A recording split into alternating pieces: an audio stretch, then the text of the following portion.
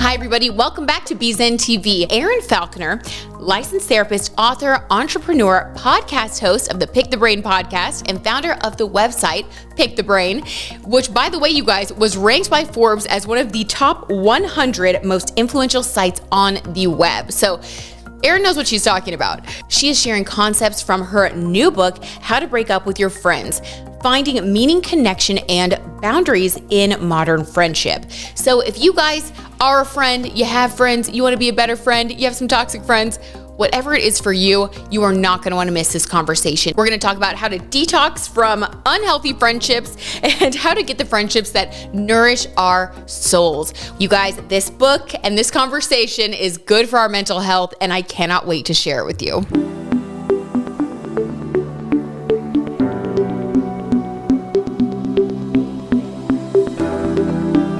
Erin, thank you so much for being here to talk about your new book coming out January 18th that is available on pre-order right now, called How to Break Up with Your Friends, Finding Meaning, Connection, and Boundaries in Modern Friendships.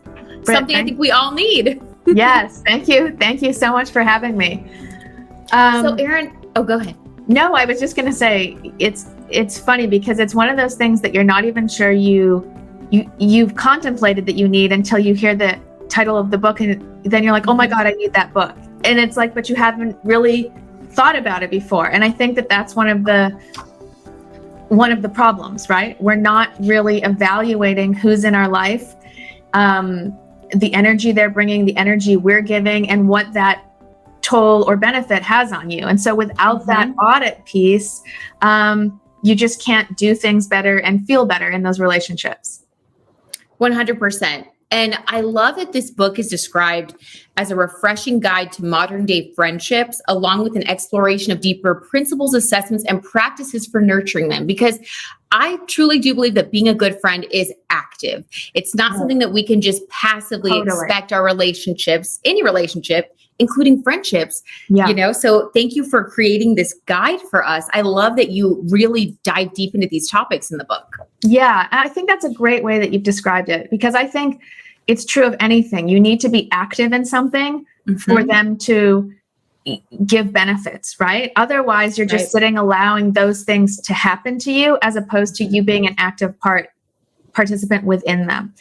And, the title of the book is obviously How to Break Up with Your Friends, but in truth, there's only one chapter out of 10 devoted to that. And it's very important. And they're the skills that you need to have to be able to do this with grace and with efficiency and with respect.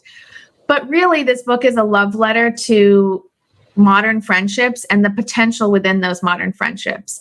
And my contention, it's funny because I sold this book February 23rd, 2020. And I thought it was a very, very, very important topic then, right? Obviously, to write a pitch and go out and sell it. And 3 weeks later, we went into quarantine. At least we did here in Los Angeles. And I think probably nationally, it was about the same. Yep, about the same. And I don't think any of us could have imagined how much we were about to be affected, because we were pulled away from basically all of everybody other than immediate family. And so that really got people's wheels spinning about, oh my God, I miss my friend, I miss this. And it's the first time I think that people really started to think about these relationships in an active way, as you described it. And not just, I miss my friend, there was also the, oh my God, I don't miss this person. It's weird. Like, they've been in my life for 10 years. I've now been cut off from them. I don't miss a thing. And so all of this is really good information.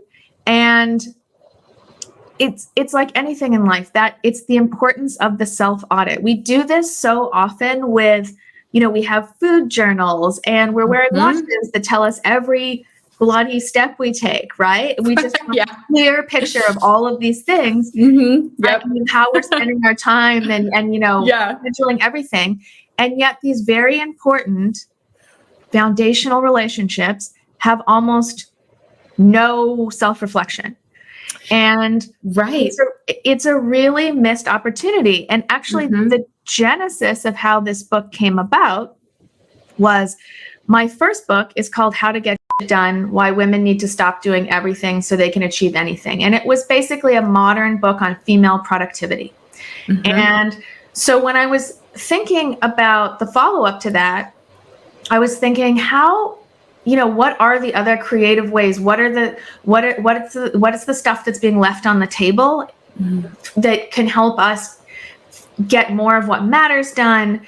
And it started to dawn on me, we have this incredible resource in our friends that we're not tapping into. And I have the belief that if something's not giving energy, it's taking. And so if you're not putting your energy and your effort and, again, reflecting on these people that you allow in your life and we're leaving energy and productivity and fulfillment on the table. Totally. Will you talk to us a little bit about the importance of healthy friendships and how our friend groups influence us? Will you go into that a little bit more? Because I agree. I think it impacts every part of our lives. Yeah. So it impacts in so many ways. First of all, again, there's just the energy question. A lot of times you're responding to texts or having phone calls or going to baby showers or Sunday brunches that you feel obligated to go to, right? And I think this is a particular kind of position for women. The men, at least in my experience, if they don't want to do something, they don't do it, for better or for worse. And so there isn't that sense of obligation. And yet I feel like with women, it's just like, well, I got invited, I should go. That's not a good enough reason. Right. And that's where that self-audit piece comes in. If that's the way you're feeling, why? How did you get here? Is this relationship salvageable, or has it run its course? And these are questions we should be asking ourselves all the time, because as we dive further and further into the chaos of what is this modern world, we're not, Instagram, Facebook, they're not going away. And I know a lot of people are like, social media is the death of us, but they're not going away. And that's the truth. So you need to find ways to up your energy and reduce chaos in other ways in your life. Right. So you want to look at what those people are in your life. And you should start by saying, okay, who's my core group? Who is my situational group? In other words, like, these are my work friends or my mom friends or my couples friends, and what role did they play in your life and how do they affect you? And then who are the people that are acquaintances? And acquaintances are great too. You just need to understand that they're fully in that bucket. So when an acquaintance invites you to the baby shower, you don't need to go. There's no obligation there. That is not the expectation of that friendship. And then once you've done the work kind of categorizing all of the people in your life, and honestly, just writing them down, you'll have responses like, ugh, or, oh my God, I love her. Or like, oh gosh, that is such great information, right? Just like, what is your full response when you say da-da-da's name and you write, so-and-so's name down on a piece of paper. And then what you want to do is get clear on, so this is what I believe this relationship is. Does the other person have the same expectation? Because this person that I think is an acquaintance might think that we're besties. I was just going to ask that. How do you navigate that? Like, I felt like awkwardness rise within me just thinking about when that happens. Right. So there's the two things, right? You can retroactively go back and do this, which is what you need to do if you're starting. This is the first time you're doing this.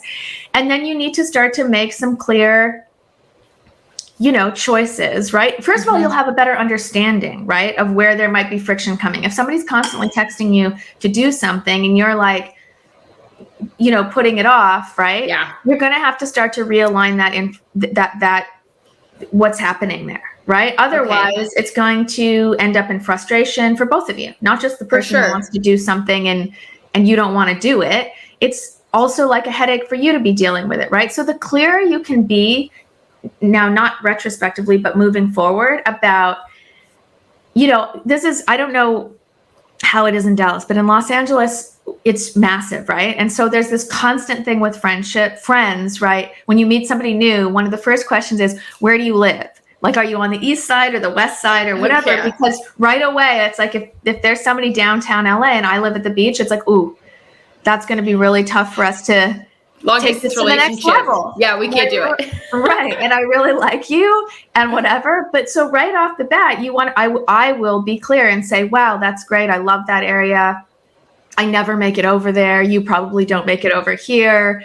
But so you're kind of like setting up expectations, maybe drawing a few boundaries in a way, like maybe you can politely drop some hints like that. If someone is texting you, like I love your example of someone texting you to hang out and you're like, you're not responding or you're taking too long to respond, hoping they get the hint and they don't.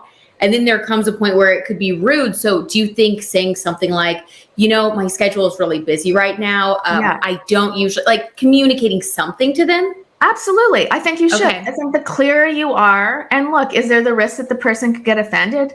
Of course. Yeah. But they're not going to get more offended than you constantly not agreeing to meet them. Right? I mean, over time, that's just a slower burn, but it still is going to have the exact same impact.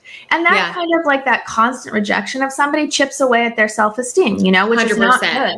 And so you don't want to be doing that. That's counterproductive for both of you. Well, and I know you have scripts in the book that's coming out. Can you give me an example of a phrase that you would use in that particular situation?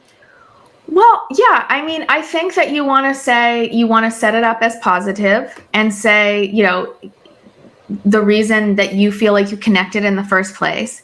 And then say, it's out of respect for the way that I feel about you that I feel that I need to be honest. I have a very limited amount of time because I'm a new mom or because whatever. And you're not making an excuse. You're just laying the landscape of your life a little bit out. And as a result of that, I don't have a lot of time to spend. I would love to connect with you. It just can't be something that's weekly. And I feel like I'm hurting your feelings every time I say no. What would work for me is an X, Y, and then whatever that is, I'm free over the holidays. I'd love to have a lunch with you then, even if that's 3 months out. Right. And if they're not down with that, but then that's on them and that's fine. That's totally within their purview to say that doesn't work for me. I was looking for something different. My feelings are a little hurt. All of those things are valid, right? But it's so much better to just say what you want and have respect for the other person, for them to make their choice and say, well, that doesn't work for me, or that's cool, that really works for me, and let's have Thanksgiving, or I guess that you'd be, whatever it is. There's a long week or it's summer or whatever. And I'd love to do that. I think that the idea of normalizing this, you talk about courageous communication, courageous confrontation.